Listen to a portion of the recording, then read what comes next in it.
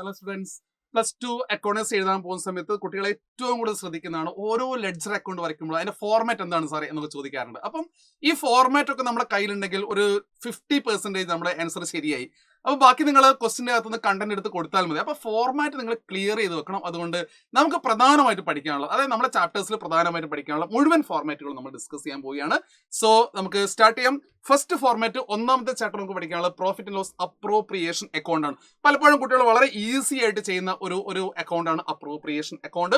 Appropriation തിയറിയിലും പഠിച്ചു വെച്ചിട്ടുണ്ട്. അതിന് ഫോർമാറ്റ് പഠിക്കുന്ന സമയത്ത് നിങ്ങൾ ശ്രദ്ധിക്കേണ്ട കാര്യം, നമ്മുടെ ക്വസ്റ്റിന്റെ അകത്ത് മിക്ക ക്വസ്റ്റിനകത്തും നെറ്റ് പ്രോഫിറ്റ് ആണ് തന്നിട്ടുണ്ടായിരിക്കുക. ആ നെറ്റ് പ്രോഫിറ്റ് നിങ്ങൾ ക്രെഡിറ്റ് സൈഡിൽ റെക്കോർഡ് ചെയ്യുന്നു. പ്രോഫിറ്റ് ആൻഡ് ലോസ് അക്കൗണ്ട് എന്ന് പറഞ്ഞാണ് റെക്കോർഡ് ചെയ്യുന്നത്. ഒരിക്കലും നെറ്റ് പ്രോഫിറ്റ് എഴുതരുത്. പ്രോഫിറ്റ് ആൻഡ് ലോസ് അക്കൗണ്ട് ബാലൻസിന് മാറ്റാണല്ലോ. ഇനി ക്രെഡിറ്റ് സൈഡിൽ ഒരേ ഒരു ഐറ്റം വരുന്നു, ഇൻട്രസ്റ്റ് ഓൺ ഡ്രോയിങ്സ്. അതൊരു ഇൻകം ആയതുകൊണ്ടാണ്. ഇനി നേരെ എല്ലാം ഡെബിറ്റ് സൈഡിൽ റെക്കോർഡ് ചെയ്യുന്നു. അതായത് പാർട്ട്നേഴ്സിന് കൊടുക്കാനുള്ള സാലറി, പാർട്ട്നേഴ്സിന് കൊടുക്കാനുള്ള കമ്മീഷൻ, പാർട്ട്നേഴ്സിന് കൊടുക്കാനുള്ള ഇൻട്രസ്റ്റ് ഓൺ ക്യാപിറ്റൽ, ഏതെങ്കിലും റിസർവ് ഉണ്ടെങ്കിൽ ഇതെല്ലാം നമ്മൾ ട്രാൻസ്ഫർ ചെയ്യുന്നു. അതിനുശേഷം അക്കൗണ്ട് നല്ല ഭംഗിയിൽ ബാലൻസ് ചെയ്യും. ആ ബാലൻസ് നിങ്ങൾക്ക് ഡെബിറ്റ് സൈഡിലാണ് ആൻസർ കിട്ടുന്നതെങ്കിൽ ദാറ്റ് ഈസ് കോൾഡ് പ്രോഫിറ്റ്. അത് പാർട്ട്നേഴ്സിന്റെ ക്യാപിറ്റൽ അക്കൗണ്ടിലേക്ക് ഡിസ്ട്രിബ്യൂട്ട് ചെയ്യുന്നു. ഇനി വൺ മോർ തിങ്, ഇനി നിങ്ങൾക്ക് എന്താണ് ക്രെഡിറ്റ് ആണ് ആൻസർ കിട്ടുന്നതെങ്കിൽ ദാറ്റ് ഈസ് ലോസ്. അതും പാർട്ട്നേഴ്സിന്റെ ക്യാപിറ്റൽ അക്കൗണ്ടിലേക്ക് ട്രാൻസ്ഫർ ചെയ്ത് വെക്കണം. ഒരു ഫോർമാറ്റ് അതുകൊണ്ട് സാറ് പ്രോഫിറ്റ് മാത്രമേ ഇട്ടിട്ടുള്ളൂ. അതുകൊണ്ട് അപ്രോപ്രിയേഷൻ ഫോർമാറ്റ് കണ്ണടച്ചിട്ട് നമുക്ക് ചെയ്യാൻ പറ്റണം. സോ ക്രെഡിറ്റ് സൈഡിൽ നെറ്റ് പ്രോഫിറ്റ്. ഇനി നെറ്റ് ലോസ് ആണ് നിങ്ങളെ ക്വസ്റ്റ്യൻ തരുന്നെങ്കിൽ, സാധ്യത വളരെ കുറവാണ്, എന്നാലും നെറ്റ് ലോസ് ആണ് തരുന്നെങ്കിൽ ആ നെറ്റ് ലോസ് ഡെബിറ്റ് സൈഡിൽ വേണം റെക്കോർഡ് ചെയ്യാൻ. അതും പ്രോഫിറ്റ് ലോസ് അക്കൗണ്ട് എന്ന് എഴുതിയിട്ട് ഡെബിറ്റ് സൈഡിൽ നിങ്ങൾക്ക് റെക്കോർഡ് ചെയ്യാൻ സാധിക്കും. So no issues.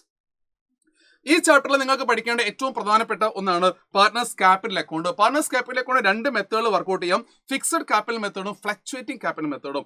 Fixed capital മെത്തേഡിൽ രണ്ട് അക്കൗണ്ടുകൾ വരയ്ക്കണം. ഒന്ന് പാർട്ട്നേഴ്സിന്റെ ക്യാപിറ്റൽ അക്കൗണ്ട് ആണ്, രണ്ടാമത്തെ പാർട്ട്നേഴ്സിന്റെ കറന്റ് അക്കൗണ്ട് ആണ്. പാർട്ട്നേഴ്സിന്റെ ക്യാപിറ്റൽ അക്കൗണ്ടിലെ ബാലൻസ് നമുക്ക് നോക്കാം. പാർട്ട്നേഴ്സിന്റെ ക്യാപിറ്റൽ അക്കൗണ്ടിൽ ക്യാപിറ്റൽ ചേഞ്ച് ആവാൻ പാടില്ല. അതുകൊണ്ട് ക്യാപിറ്റൽ ബാലൻസ് മാത്രം റെക്കോർഡ് ചെയ്യുന്നുള്ളൂ. അതായത് ബാലൻസ് ബ്രോഡ് ഡൗൺ റെക്കോർഡ് ചെയ്യുന്നു. പക്ഷെ ഇൻ കേസ് ഏതെങ്കിലും അഡീഷണൽ ക്യാപിറ്റൽ കൊണ്ടുവരികയാണെങ്കിൽ, അതായത് ഒരു പെർമനന്റ് ക്യാപിറ്റൽ ഏതെങ്കിലും പാർട്ട്ണർ കൊണ്ടുവരികയാണെങ്കിൽ ആ ക്യാപിറ്റൽ നിങ്ങൾ ക്യാഷ് അല്ലെങ്കിൽ ബാങ്ക് എന്ന് എഴുതി നമുക്ക് റെക്കോർഡ് ചെയ്യണം. ഇനി അസറ്റ് ആണെങ്കിൽ അസറ്റ് എന്ന് എഴുതി റെക്കോർഡ് ചെയ്തിരിക്കണം. ക്യാപിറ്റൽ മാറും, ക്യാപിറ്റൽ കൊണ്ടുവരുമ്പോൾ എന്തായാലും മാറുമല്ലോ. ഇനി ക്യാപിറ്റൽ ഏതെങ്കിലും രീതിയിൽ വിഡ്രോ ചെയ്യുന്നു, പേഴ്സണൽ യൂസ് അല്ല, പെർമനന്റ് വിഡ്രോവൽ, ക്യാപിറ്റൽ വിഡ്രോ ചെയ്യുകയാണെങ്കിൽ അത് നിങ്ങൾ റെക്കോർഡ് ചെയ്യണം. അത് ക്യാപിറ്റൽ വിഡ്രോവലാണ്, പേഴ്സണൽ യൂസ് അല്ല എന്ന് പ്രത്യേകം മനസ്സിലാക്കുക. പേഴ്സണൽ യൂസ് ആണെങ്കിൽ കറണ്ട് അക്കൗണ്ടിലാണ് വരിക. അപ്പം മിക്ക ക്വസ്റ്റിന്റെ അകത്തും, അതായത് എക്സാമിനേഷൻ ക്വസ്റ്റിന്റെ അകത്ത് ഈ ഒരു അഡീഷണലും അതുപോലെ തന്നെ വിഡ്രോയിലും സാധ്യത വളരെ കുറവാണ്. കാരണം ഇത് എല്ലാ വർഷവും ഉണ്ടാവില്ലല്ലോ. വല്ലപ്പോഴും മാത്രമേ ഒരു പാർട്ട്ണർ ഒരു ഫേമിലേക്ക് അഡീഷണൽ ക്യാപിറ്റൽ കൊണ്ടുവരികയോ വിഡ്രോവൽ നടത്തുകയോ ചെയ്യുക. അതുകൊണ്ട് ആ ഫോർമാറ്റിൽ നമ്മൾ ഇൻക്ലൂഡ് ചെയ്തു എന്നേ ഉള്ളൂ. കൊണ്ടുവരികയാണെങ്കിൽ നിങ്ങൾ ഇതുപോലെ തന്നെ റെക്കോർഡ് ചെയ്തിരിക്കണം. ദെൻ കറണ്ട് അക്കൗണ്ടിലാണ് എല്ലാ അഡ്ജസ്റ്റ്മെന്റും കാണിക്കുക. ഇവിടുന്ന് എക്സാമിന് ചോദ്യമൊക്കെ വരാറുണ്ടല്ലേ. അപ്പൊ ഇൻട്രസ്റ്റ് ഓൺ ഡ്രോയിങ്സ് ആണെങ്കിൽ നമ്മൾ ഇവിടെ റെക്കോർഡ് ചെയ്യണം, കറണ്ട് അക്കൗണ്ട് റെക്കോർഡ് ചെയ്യണം, നമ്മൾ പഠിച്ചാണ്. അപ്പം എല്ലാ അഡ്ജസ്റ്റ്മെന്റുകളും, കറണ്ട് അക്കൗണ്ടിൽ ബാലൻസ് ഉണ്ടെങ്കിൽ ആ ബാലൻസ് റെക്കോർഡ് ചെയ്യുന്നു. പാർട്ട്നേഴ്സിന് കിട്ടാനുള്ള കാര്യങ്ങളൊക്കെ ക്രെഡിറ്റ് ചെയ്യുന്നു. Interest on capital, salary, commission, appropriation, അതായത് പ്രോഫിറ്റ് ആണെങ്കിൽ അപ്രോപ്രിയേഷൻ റിസൾട്ട് നമ്മൾ റെക്കോർഡ് ചെയ്യണം. അങ്ങനെ ഡെബിറ്റ് സൈഡ് ആണെങ്കിൽ അത് ഡെബിറ്റ് ബാലൻസ് ആണെങ്കിൽ ഡെബിറ്റ് ബാലൻസ് റെക്കോർഡ് ചെയ്യാം. ലോസ് ഉണ്ടെങ്കിൽ റെക്കോർഡ് ചെയ്യാം. അപ്രോപ്രിയേഷൻ ലോസ് ആണെങ്കിൽ ഡെബിറ്റ് ചെയ്യണം. ഡ്രോയിങ്സ് ഉണ്ടെങ്കിൽ മൈനസ് ചെയ്യണം. ഇൻട്രസ്റ്റ് ഓൺ ഡ്രോയിങ്സ് അതുപോലെ തന്നെ നേരെ നമുക്ക് ബാലൻസ് ചെയ്യാം. അപ്പം ഇങ്ങനെ കൃത്യമായിട്ട് എല്ലാ അഡ്ജസ്റ്റ്മെന്റുകളും കാണിക്കുന്നത് എവിടെയായിരിക്കും? പാർട്ട്നേഴ്സിന്റെ കറണ്ട് അക്കൗണ്ട് ആയിരിക്കും. ഓക്കെ, ഈ ഐറ്റംസ് എല്ലാം ക്യാപിറ്റൽ കൂടാനും ഈ ഐറ്റംസ് എല്ലാം ക്യാപിറ്റൽ കുറയാനും കാരണമാകുന്നു എന്ന് ഓർമ്മിച്ച് വെക്കുക. ഇനി ഫ്ലക്ച്വേറ്റിംഗ് ക്യാപിറ്റൽ മെത്തേഡ് ഈ രണ്ട് അക്കൗണ്ടുകളും മെർജ് ചെയ്ത് കഴിഞ്ഞാൽ ഫ്ലക്ച്വേറ്റിംഗ് ക്യാപിറ്റൽ മെത്തേഡ്. കാരണം എല്ലാ അഡ്ജസ്റ്റ്മെന്റും ക്യാപിറ്റൽ ബാലൻസ് എല്ലാം എവിടെ എഴുതും? ഒരു അക്കൗണ്ട്. അതായത് ഈ ബാലൻസ് എന്ന് പറയുന്നത് ക്യാപിറ്റൽ ബാലൻസ് ആണ്. വരയ്ക്കുന്ന അക്കൗണ്ട് പാർട്ട്നേഴ്സ് ക്യാപിറ്റൽ അക്കൗണ്ട് ആണ്. അണ്ടർ ഫ്ലക്ച്വേറ്റിംഗ് ക്യാപിറ്റൽ മെത്തേഡ് ഒരു അക്കൗണ്ട് മാത്രമേ വരയ്ക്കുന്നുള്ളൂ. പാർട്ട്നേഴ്സിന്റെ ക്യാപിറ്റൽ അക്കൗണ്ട് മാത്രമാണ് വരയ്ക്കുന്നത്. So the balance we are recording എല്ലാ ഐറ്റവും, interest on capital, salary, commission, share of profit എല്ലാം ഒരു സ്ഥലത്ത് റെക്കോർഡ് ചെയ്യുന്നു. ഇനി ബാലൻസ് ആണെങ്കിൽ നമുക്ക് റെക്കോർഡ് ചെയ്യാം. ഇനി ക്യാഷ് വിഡ്രോവൽ ഉണ്ടെങ്കിൽ റെക്കോർഡ് ചെയ്യാം. നേരത്തെ നമ്മൾ ക്യാപിറ്റൽ അക്കൗണ്ട് കണ്ടതാണ്. ഇനി share of loss, drawings, interest on drawings എല്ലാം ഒരു അക്കൗണ്ടിൽ വരയ്ക്കുന്നു. ഇതാണ് ഫ്ലക്ച്വേറ്റിംഗ് ക്യാപിറ്റൽ മെത്തേഡ് പറയാം. കാരണം ക്യാപിറ്റൽ ഫ്ലക്ച്വേഷൻ സംഭവിക്കും. ഈ ബാലൻസ് ആയിരിക്കില്ല ഇവിടെ എത്തുമ്പോൾ, അത് മാറുമല്ലോ, ആ ചേഞ്ച് ഉണ്ടാവുമല്ലോ. അതുകൊണ്ടാണ് ഫ്ലക്ച്വേറ്റിംഗ് പറയാൻ കാരണം. അടുത്ത ഏറ്റവും പ്രധാനപ്പെട്ടതാണ് മക്കളെ റീവാലുവേഷൻ അക്കൗണ്ട്. അഡ്മിഷൻ എന്ന് പറയുന്ന ചാപ്റ്റർ ആണ്.